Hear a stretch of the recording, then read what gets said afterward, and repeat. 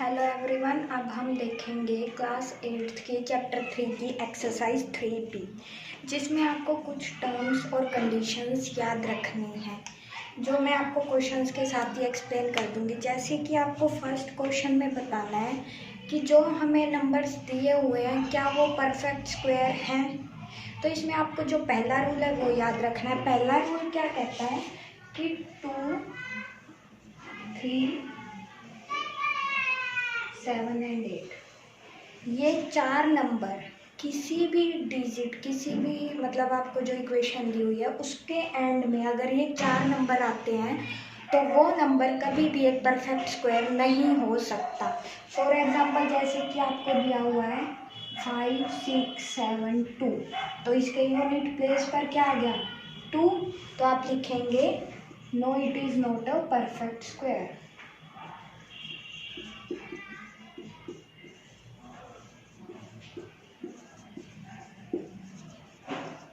Because it ends with 2।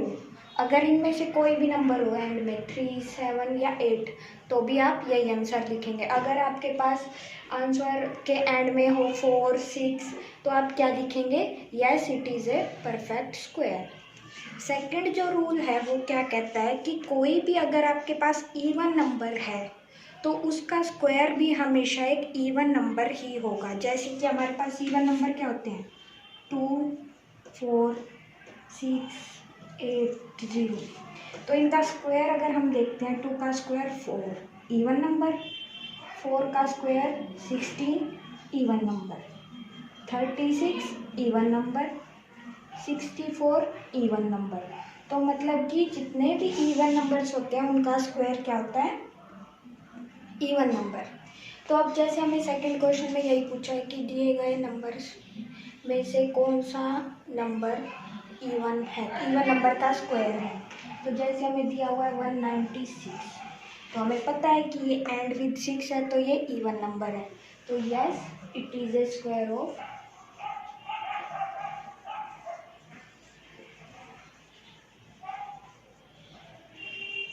Even number.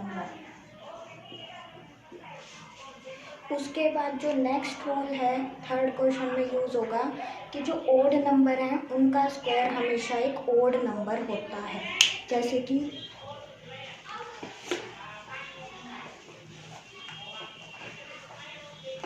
Odd number हमारे पास क्या होते हैं 1, 3, 5, 7, 9, तो इनका हम स्क्वायर करके देखते हैं। 1 का स्क्वायर क्या होगा 1, 9, 25, 49 और 81। तो मतलब ओड नंबर्स का स्क्वायर भी हमेशा क्या होता है, ओड नंबर ही होता है।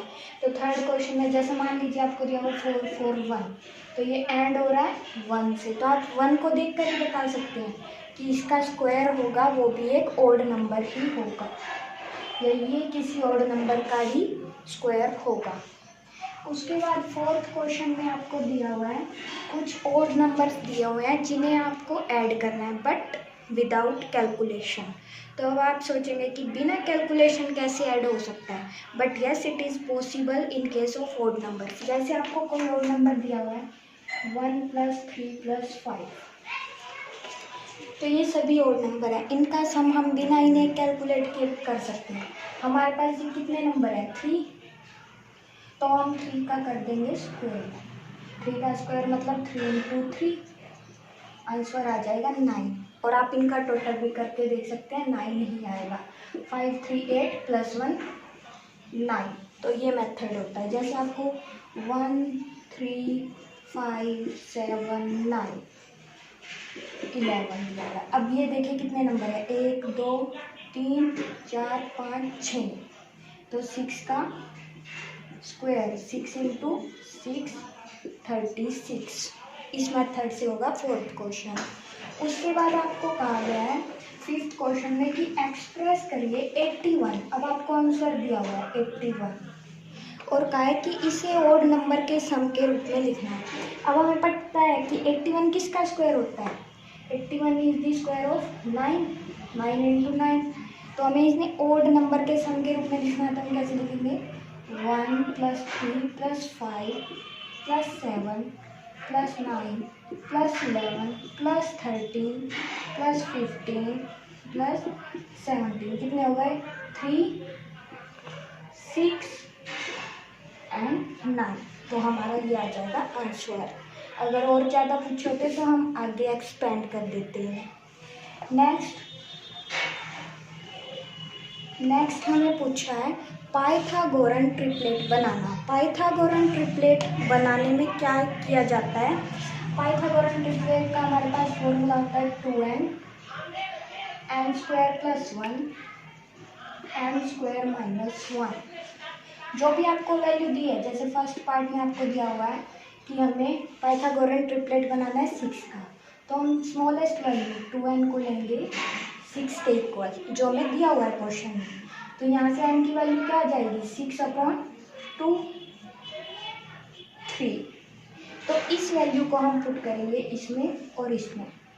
n² + 1 मीन्स 3 का स्क्वायर + 1, 3 का स्क्वायर 9 + 1 = 10। फिर हम इसे पुट करेंगे n² - 1 में, तो 3 का स्क्वायर -1 9 - 1 = 8। इस तरह से हमारा बनता है पाइथागोरन ट्रिपलेट। उसके बाद जैसे आपको कुछ क्वेश्चंस दिए हुए हैं, जैसे कि आपको करना है 36² - 35², इस टाइप की। फर्स्ट टर्म को हम मानेंगे a², सेकेंड टर्म को हम मानेंगे b²। a² - b² का फॉर्मूला हमारे पास होता है a + b × a - b। ये फॉर्मूला आपको ध्यान रखना है। तो a + b मतलब 36 + 35 मल्टीप्लाई 36 - 35। अब हम इनका टोटल करेंगे 71 1, तो हमारा आंसर आ जाएगा 71। इस तरह से होगा आपका नेक्स्ट क्वेश्चन। उसके बाद हमें जो भी क्वेश्चन दिए हुए हैं उनमें हमें फॉर्मूला दिया हुआ है। जैसे कि हमें दिया हुआ है a² + 2ab + b²। ये फॉर्मूला है a + b² का। तो जैसे मान लीजिए आपको दिया हुआ है 310 को आपको सोल्व करना है इस इक्वेशन में रखकर, तो आप कैसे करेंगे? पहले हम इसे 2 पार्ट्स में डिवाइड करेंगे, जैसे कि 300 + 10, तो ये हमारा हो जाएगा a, ये हो जाएगा b। अब आप इसे नॉर्मली फॉर्मूले में रख सकते हैं। 300² + 2 × 300 + मल्टीप्लाई 10 + 10²। 300 का स्क्वायर क्या आ जाएगा? 3 का स्क्वायर 9 0 0 0 0 प्लस 2 × 300 600 × 10 तो 6000 प्लस 10 का स्क्वायर 100 और उसके बाद इन सब का एडिशन। तो इस तरह से आपको सॉल्व करनी है ये एक्सरसाइज।